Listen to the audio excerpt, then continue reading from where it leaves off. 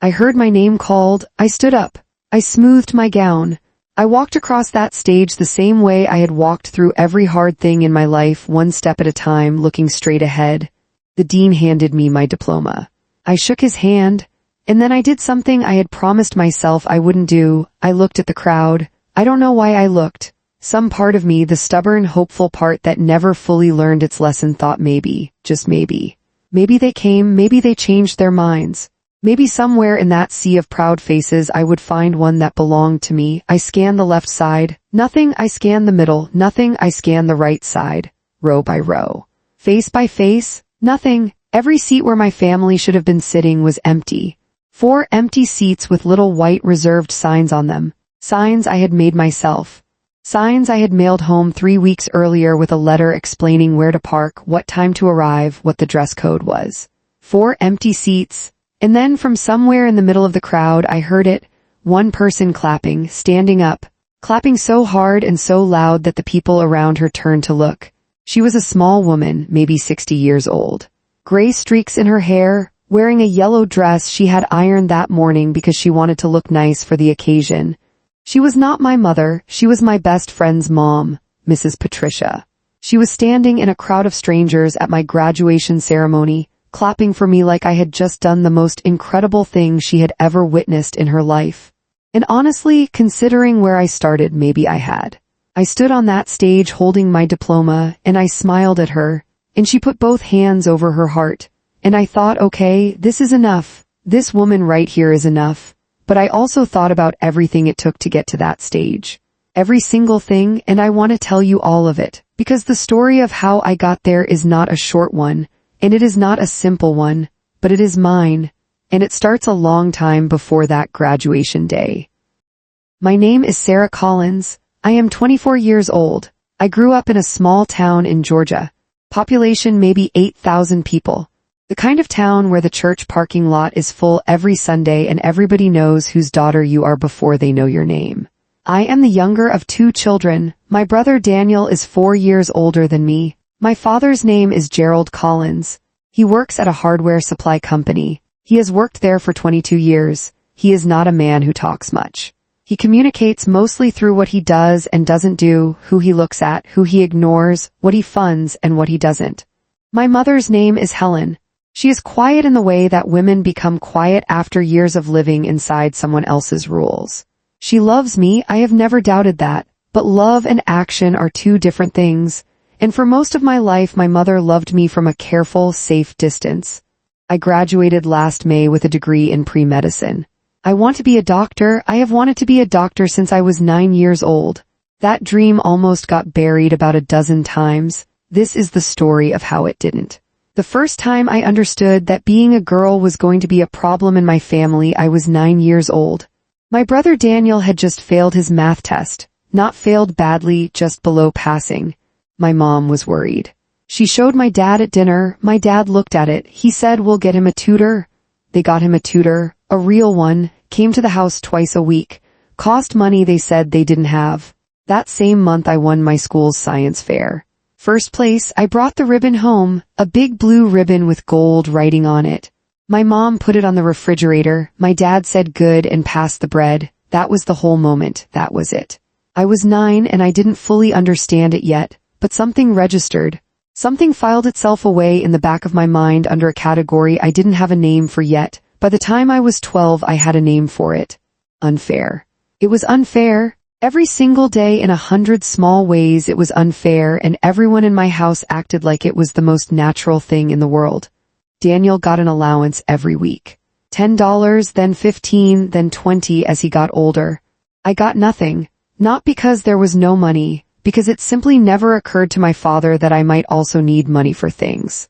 When I asked once, one single time at age 11, my dad looked at me like I had said something in a foreign language. He said, "What do you need money for?" Not as a question, as a verdict. I said school supplies. He said, "Ask your mother." My mother gave me $3 from her grocery money and looked guilty about it. I never asked again. Daniel never had to ask. The money just appeared. Daniel could go out with his friends on weekends, come home late, make noise, take the car when he got old enough. I had a curfew at 14 that was earlier than most kids my age had at 12. I had to tell my father where I was going, who I was going with, and why.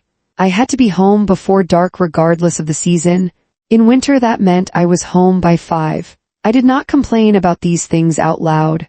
I learned very early that complaining made things worse. My father did not respond well to being questioned. He responded well to silence and compliance. So I gave him silence and compliance, and I took everything else inside where nobody could see it. The inside was getting crowded. I was a good student, really good. The kind of good that teachers notice and talk about. I got straight A's from 3rd grade through middle school. My teachers sent notes home, said I had exceptional analytical thinking. Said I should be in advanced classes. My dad acknowledged none of it. Daniel got CS, and my dad sat with him at the kitchen table on Sunday afternoons helping him study. Patient, focused, invested. I got A's and studied alone in my room. I want to be honest about what that does to you. People think good grades protect you from that kind of thing. They don't. You can be excellent and still feel completely invisible at the same time. You can win every ribbon and still go to bed feeling like you don't count. That is what my childhood felt like most days, like I didn't count. And then when I was 9 years old, I watched a documentary on TV about doctors working in rural communities. I watched this woman, young, maybe 30, walking into a clinic in a small town, and I thought, that is what I want to do. I want to fix things. I want to be the person people come to when something is wrong and they don't know what to do. I went to school the next day and I told my teacher I wanted to be a doctor. She smiled and said, then work hard and you can be. I came home and told my dad. He looked up from the TV. He said, doctors are for people with money. Then he looked back at the TV. That was it.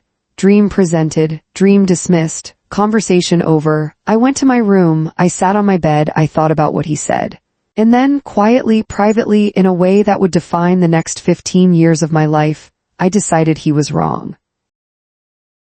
I was 17 when the conversation happened. I came home from school on a Thursday afternoon in October. The house felt different the moment I walked in. My parents were both in the living room, which was unusual for that time of day. My dad was sitting up straight. My mom had her hands folded in her lap. Daniel was there too, leaning against the doorframe like he already knew what was about to happen. My dad said, sit down, Sarah. I sat. He said, we've been talking. You're almost 18. It's time to think about your future seriously. I thought, okay, maybe this is the conversation. Maybe they want to talk about college. Maybe something has shifted. My dad said, the Henderson's son is interested in you. Good family, he has a job, they're coming to dinner Saturday. I stared at him. I said, what does that mean? He said, it means what it means. You're not a little girl anymore. Your mother was married at 18. I looked at my mom. She was looking at her hands. I said, I'm going to college. I want to study medicine. My dad said, that's expensive and unnecessary. I said, I have good grades. I can get scholarships. He said, Sarah, just my name, one word. The way he said it closed every door in the room. The Hendersons are coming Saturday, he said. That's the end of it. I sat there for a moment. I looked at Daniel. He looked away. I got up and went to my room. I sat on my bed for a long time, not crying yet, just sitting, processing, running through every possible version of what just happened and how it could be different and coming up with nothing. Then I cried, really cried, the ugly kind. Face in the pillow kind. The kind that comes when something you have been building inside yourself for years suddenly has a wall in front of it and you can't see around it. I cried for a long time, and then I stopped, and I thought, okay, what can I actually do? There was a teacher at my school. Her name was Miss Webb. She taught AP biology. She was the kind of teacher who stayed after class, who knew every student's name, who wrote long comments on papers and actually meant them. She had told me twice, quietly, carefully, that I had what it took to do something real in science or medicine. The next morning I went to her classroom before first period. I told her everything. She listened. She didn't interrupt. She didn't give me a speech about family or respect or being patient. When I finished, she said, how much time do we have before applications close? 6 weeks, she said. Okay. Then we start today? Miss Webb helped me with every application. She wrote my recommendation letters. She researched scholarships I didn't know existed. She helped me fill out the FAFSA using information she helped me gather carefully and quietly. She did all of this without my parents knowing. And 4 months later, I got an acceptance letter to a state university 2 hours away. Full financial aid, almost everything covered. I stood in the school hallway holding that letter and I shook. Actually shook. My hands were trembling and I couldn't stop them. Miss Webb saw my face and she knew. She hugged me right there in the hallway and she said, "You did this. Remember that. You did this." I have remembered it every single day since. I didn't tell my parents about the acceptance. I know how that sounds, but I want you to understand the math I was doing in my head. If I told them, they would say no. And if they said no, I had no legal or financial ability to override them at 17. I needed to wait until I was 18. I needed to have a plan that was already in motion before they found out. So I said nothing. I turned 18 in March. I quietly confirmed my enrollment. I arranged for all correspondence to go to Miss Webb's school address. The Hendersons had come to dinner in October. I had been polite and said almost nothing. Their son was fine, normal, had a job at an auto parts store. There had been a second dinner in December. My father seemed pleased with how things were going. I was planning my escape in my head the entire time. September came. I told my parents I had gotten a part-time job at a diner in the next town over, which was true. I told them my hours were morning shifts, which was a lie. My shifts were afternoons, which gave me mornings free for classes. I started college on a Tuesday. I drove myself, parked off campus, walked to my first class with a backpack I had packed the night before in my car so nobody at home would see it. I sat in that classroom and I looked around at all these people just living their lives, making choices, going somewhere. I felt like I had broken into a place I wasn't supposed to be in the best possible way. My days that semester were insane. I woke up at 5, did housework before anyone else was up, left for my fake job, went to class, went to my actual job at the diner in the afternoons, came home, made dinner, did homework under my blanket with my phone flashlight after everyone was asleep. I was exhausted all the time. I was running on 4 hours of sleep most nights. There were days I fell asleep in my car in the campus parking lot between my last class and my work shift. But I was doing it. I was actually doing it. For 4 months I held it together. 4 months of the most careful, precise double life I could manage. And then one afternoon in January my brother Daniel saw my car on campus. He didn't say anything to me, he didn't call me, he didn't ask me what was going on or give me a chance to explain. He went straight home and told my dad. I came home that evening and I knew the moment I walked through the door. My dad was standing in the middle of the living room, not sitting, standing. My mom was in the kitchen doorway. Daniel was on the couch with an expression I will never forget for the rest of my life, not guilty, not sorry, almost relieved. Like he had done the right thing by telling. My dad said, "Is there something you want to tell me?" I put my bag down, I stood up straight, I said, "I'm in college." The silence lasted about 3 seconds, then my dad started talking. I am not going to repeat everything he said because some of it I have spent years trying to put down. What I will tell you is that it was loud and it was long and it was the complete demolition of every choice I had made in the past 4 months. He talked about shame, he talked about disobedience, he talked about what I had made the family look like, he talked about the Hendersons, he talked about the Hendersons for a long time. My mom stood in the kitchen doorway and said nothing. Daniel sat on the couch and said nothing. I stood in the middle of the living room and I let him finish. I did not cry. I had made a decision on the drive home. If this moment came, I was not going to cry in front of him. Tears in front of my father had never once helped me. They only ever made him more certain he was right. When he finished, I said, "I'm not stopping." He said, "Then you're not staying in this house." I looked at my mom. She looked at the floor, I looked at Daniel. He looked at the TV that wasn't even on. I picked up my bag, I walked to my room. I packed what I could fit in one bag, clothes, documents, my laptop, the folder with all my school papers. I did it in about 15 minutes. I had been half prepared for this moment for months. I walked back through the living room. My dad didn't look at me. My mom said my name once, just Sarah, in a voice that broke a little. I stopped. I looked at her, I said, "I love you, Mom." And then I walked out. It was raining, hard, the kind of cold January rain that soaks through everything immediately. I sat in my car in the driveway for maybe 2 minutes just breathing. Then I drove to the only place I could think to go, my best friend Maya's house. Maya didn't know I was coming. I hadn't called. I just drove there because it was the only address my mind could produce that felt safe. I pulled up in front of her house, sat there in the rain for a moment. The front door opened. Mrs. Patricia was standing in the doorway with the light behind her. She must have seen my headlights. She looked at me through the rain for a second. Then she opened the door wider and said, "Come inside, honey, come on." I grabbed my bag. I ran through the rain. I stepped inside. She closed the door behind me. She took my wet bag. She handed me a towel. She didn't ask what happened. She didn't say anything at all. She just walked to the kitchen and I heard her putting the kettle on. And I stood in that hallway dripping on her floor and I completely fell apart. I want to tell you about Patricia Williams because she is the reason I am standing here telling this story at all. She was 58 years old when I showed up at her door soaking wet in January. Retired school librarian. Lived alone. Maya's dad had passed years ago. Small house. Nothing fancy.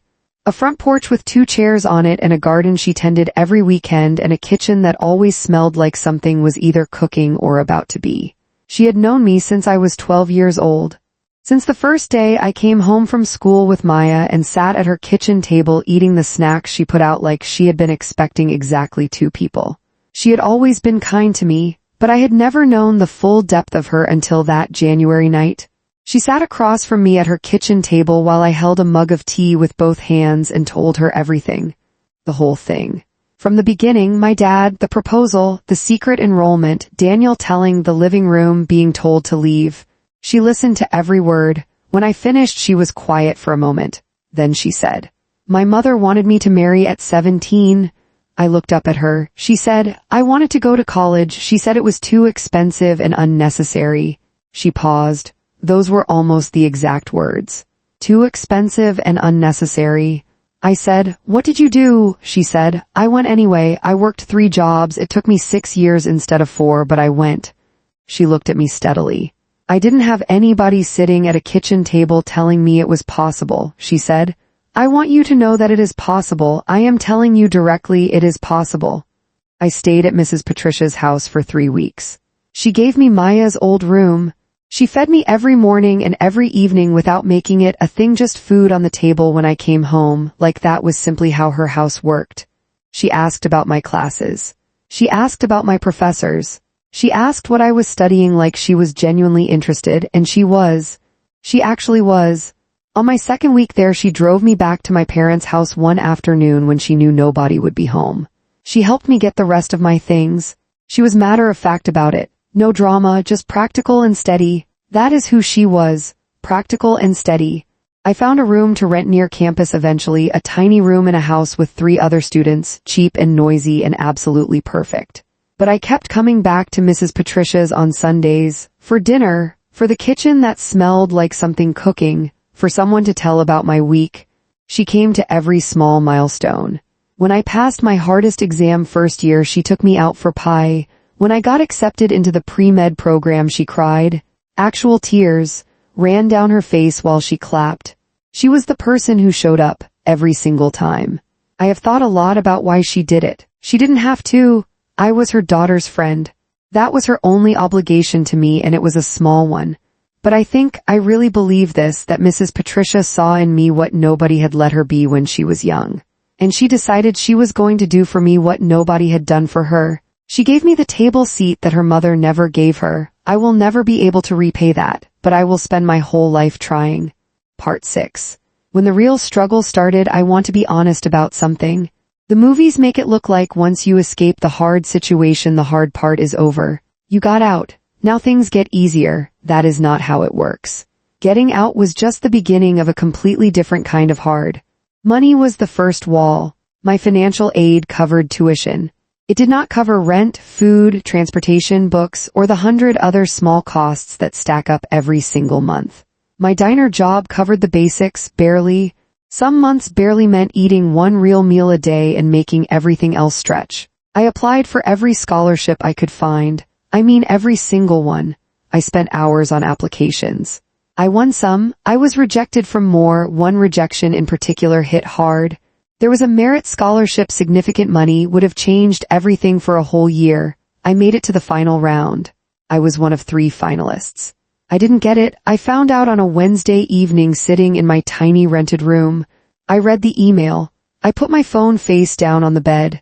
I stared at the ceiling for a long time. I thought about calling Mrs. Patricia. I thought about calling Maya. I didn't call anyone. I just lay there and let it be bad for a while, because sometimes it just needs to be bad for a while before you can pick it back up. By Thursday morning, I was looking for the next scholarship to apply for. That became my pattern. Feel it fully, then get back up. Feel it fully, then get back up. Sophomore year, I got a second job. Campus library, quieter, more flexible hours, let me study during slow periods. Between the 2 jobs, I was working about 30 hours a week on top of a full class load. I slept 5 hours a night on a good week. I stopped being able to afford things that other people my age took for granted. Nights out, new clothes, a functioning winter coat. I wore the same one for 3 years until the zipper finally broke and I duct taped it for 2 weeks before Mrs. Patricia noticed and bought me a new one without saying anything except it was on sale. It wasn't on sale. I knew it wasn't on sale, but I took it, because I had learned how to accept help from people who gave it genuinely. There was one night, second semester junior year, when I almost stopped, not dramatically, not a crisis. Just a slow, quiet accumulation of exhaustion that reached a tipping point one Tuesday at 2 in the morning, when I was sitting at my desk with a biochemistry textbook open in front of me, and I genuinely could not make my brain read another sentence. I just sat there and I thought, what if I just stopped? What if I just accepted that this is too much for one person and I stopped? I sat with that thought for probably 20 minutes. And then I opened my desk drawer and I took out a folded piece of paper I had kept there since high school. It was the note Miss Webb had written in the margin of my essay. Ashley, you think in a way that is genuinely unusual. Don't let anyone flatten that, not even yourself. I had kept it for years, read it maybe 100 times. I read it again. I closed the biochemistry book. I went to sleep. In the morning I got up and I kept going. Junior year, spring semester. My phone rang on a Sunday afternoon. Unknown number. I almost didn't pick up. I picked up. It was Daniel. I had not spoken to my brother in almost 2 years. Not since the night he sat on that couch and looked at the TV while my father told me to leave. He said, "Hey Sarah." I said, "Hey." Long pause. He said, "Mom wanted me to call." I waited. He said there was a family thing coming up, a cousin's wedding. Mom wanted to know if I would come. She wanted to see me. I said, "Is Dad going to be there?" He said, "Yes." I said, "Does Dad know you're calling me?" Pause. He said, "It was Mom's idea." I understood what that meant. My dad had not asked for me. My mom had worked around him to reach out, same as always. Love operating in the gaps that authority left open, I said. "How is she?" Daniel said she was okay. She missed me. She asked about me. We were both quiet for a moment. Then Daniel said something I did not expect. He said, "I shouldn't have told him. Back then I should have, I don't know. I should have talked to you first." It was not a full apology. It was not a reckoning. It was a man who was not very good at this kind of thing getting as close as he could get. I thought about what to do with it. I said, "Why did you tell him?" He was quiet. Then he said, "I thought it was the right thing. I thought you were making a mistake and he would. I don't know what I thought he would do. I thought he'd fix it." "Fix it?" I said. "Yeah," he said quietly. "I know." I said I would think about the wedding. I thought about it for a week. I talked to Mrs. Patricia about it on Sunday over dinner. She listened. Then she said, "What do you want to do? Not what makes sense, not what's easier. What do you actually want?" I thought about my mom's face, the way she had looked at the floor, the way she had said my name in the doorway. I said, "I want to see my mom." Mrs. Patricia nodded. "Then see your mom?" I called Daniel back. I said I would come to the wedding, but I was coming for Mom's, not for the family event, not to make anything look normal that wasn't normal. He said okay. I went to the wedding. My dad and I were in the same room for 3 hours. We did not speak directly. We were polite in the way that people are polite when they are managing a situation in public. My mom held my hands when she saw me and looked at me for a long time without saying anything. Then she said, "You look good, baby." I said, "I am good, Mom." She nodded. I think she believed me. I think she needed to believe me. I drove home from that wedding and I felt not resolved, not healed, but something, A small door cracked open where there had been a wall. I did not walk through it, not yet, but I left it open. May. 4 years after that January night in the rain. I put on my cap and gown in my apartment, the apartment I had moved into alone 6 months earlier, my name on the lease by itself for the first time, and I looked at myself in the bathroom mirror for a moment. I thought about the girl who had sat in her car in a driveway in the rain. The girl who had done housework at 5 in the morning and studied under a blanket with a phone flashlight. The girl who had eaten 1 meal a day for stretches she didn't talk about. The girl who had read a margin note from a teacher 100 times to remember that she was worth something. This was her. This was where she ended up. I had sent graduation invitations to 4 people. Miss Webb, who had retired the year before and sent me a card back immediately saying she would be there. Mrs. Patricia, who had called me when she got the invitation and cried a little on the phone. Maya, who had called me screaming, and my family, all 4 of them, my dad, my mom, Daniel's girlfriend. I had sent a proper invitation, written a small note inside, told them what time and where to park. Miss Webb had a family emergency the week before. She called me heartbroken. I told her it was okay, I meant it. That left 3. Maya was there, front row, wearing a bright yellow shirt so I could spot her. Mrs. Patricia was there. Yellow dress, hair done, reading glasses on a little chain around her neck. The 4 seats I had reserved for my family were empty. I found this out when I scanned the crowd from the stage. I did not fall apart. I had prepared for this possibility. I had told myself if they don't come, you are still here, you still walked across this stage, the diploma is still real. All of that was true, it still hurt. I am not going to pretend it didn't hurt. Standing on that stage and seeing those 4 empty white reserved signs, it hurt in a specific way that I don't have a perfect word for. Something between grief and acceptance and a tiredness that goes deeper than the body. And then I heard Mrs. Patricia, standing up, both hands clapping in the middle of a crowd of strangers. Yellow dress, no shame, no hesitation. Just clapping for me. I smiled at her. She put both hands over her heart and I walked off that stage. Afterward she hugged me for a long time. She smelled like the same lotion she always wore. I held on. She said into my hair, I am so proud of you, you hear me? So proud. I said, I know, thank you. Maya was next. She grabbed me and jumped up and down a little and made a scene and I loved every second of it. We went to lunch, the 3 of us. Mrs. Patricia insisted on paying. She had made a reservation at a real restaurant, not a diner. She had brought a card. Inside it said, the empty seats didn't define this day, you did. Love, Patricia. I folded it carefully and put it in my purse. That evening, back in my apartment, cap and gown still on because I hadn't felt like taking it off yet, my phone rang. I looked at the screen. It was my dad. I stared at it for a moment. I picked up. He said, Sarah. I said, Dad. Silence. He said, I heard today was your graduation. I said, it was. Another silence, longer this time. He said, your mother wanted to come. I waited. He said, I told her we weren't going. I said, I know. He said, He stopped, started again. I don't know how to do this. I believed him. That was the thing. I genuinely believed that he did not know how to do this. He was a man who had been built a certain way by a world that told him certain things were true.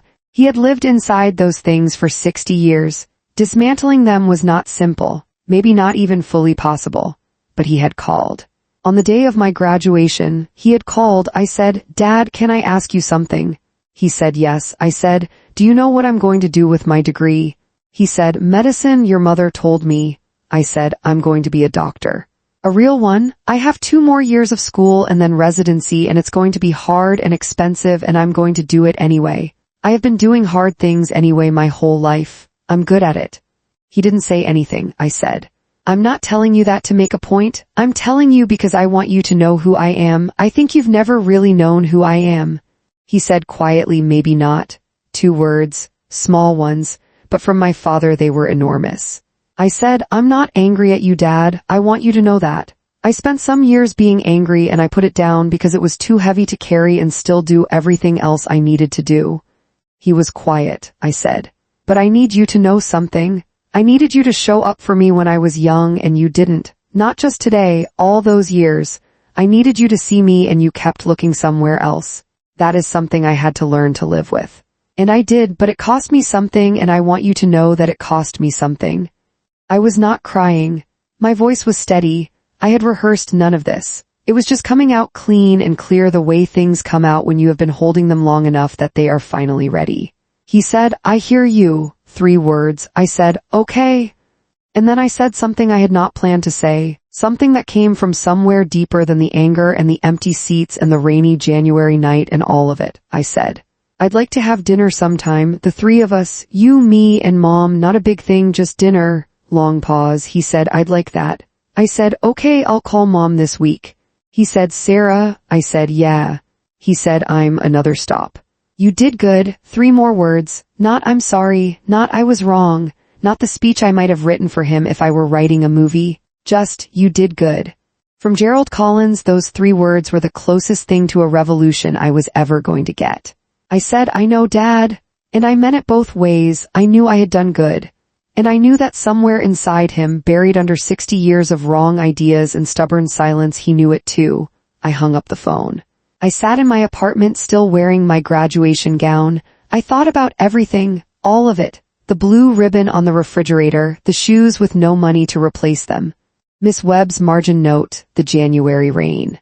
Mrs. Patricia's kitchen, the biochemistry book at 2 in the morning, the empty seats. All of it had led here, to this apartment. This phone call, this version of me sitting in a cap and gown that I had earned entirely by myself. I was okay. More than okay, I was exactly where I was supposed to be. People ask me what the hardest part was. They expect me to say the money, or leaving home, or the double life, or the night my brother told on me. But honestly, the hardest part was something quieter than any of that. The hardest part was believing I was worth the fight when nobody around me was fighting for me. That is the thing nobody prepares you for. You can handle hard circumstances. Human beings are built for hard circumstances. What is genuinely difficult is maintaining belief in yourself when the people who were supposed to build that belief in you, the people whose whole job it was to look at you and say you matter, you are capable, you are worth investing in, when those people look somewhere else instead. That is the hard part, and I want to talk directly to anyone listening to this who knows what I mean.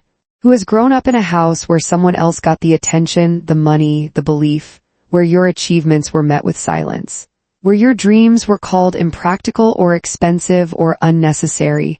I want to tell you something very clearly. They were wrong, not because they were bad people necessarily. Some of them were just people living inside old ideas they never thought to question. But about you, about your capacity, your worth, your right to take up space and want things and go after them, they were wrong. And the life you build despite that is not a consolation prize. It is the real thing. It is more real than anything built on a foundation of someone else's belief, because you know every brick of it. You know what each one cost. You know which cold morning you laid it and how tired you were and how you did it anyway. Nobody can take that from you. Mrs. Patricia is coming to my medical school orientation in the fall. She has already bought her outfit. She texted me a photo of it. Yellow again. She is always going to show up in yellow. My mom and I had dinner last month, just the 2 of us first. She asked if we could do that before the 3-way dinner I had suggested. We sat in a restaurant for 2 hours and talked in a way we had never talked before. She told me things about her own life I had never known. I understood her better at the end of that dinner than I had in 24 years. We are going to be okay. Me and my mom, my dad and I are slower, more careful. 2 people learning a new language after decades of not speaking, but we are trying. That counts for something. Daniel called me last week. Not about anything specific, just to talk. It lasted 12 minutes. That is 12 more minutes than we had 2 years ago. And me, I start medical school in August. I am going to be a doctor, a real one. The 9-year-old girl who watched that documentary and thought that is what I want to do, she was right. She was right all along. It just took everyone else a little while to catch up. My name is Sarah Collins. I grew up in a house where being a girl was a problem. I made it everyone else's problem to keep up with me instead, and I am just getting started.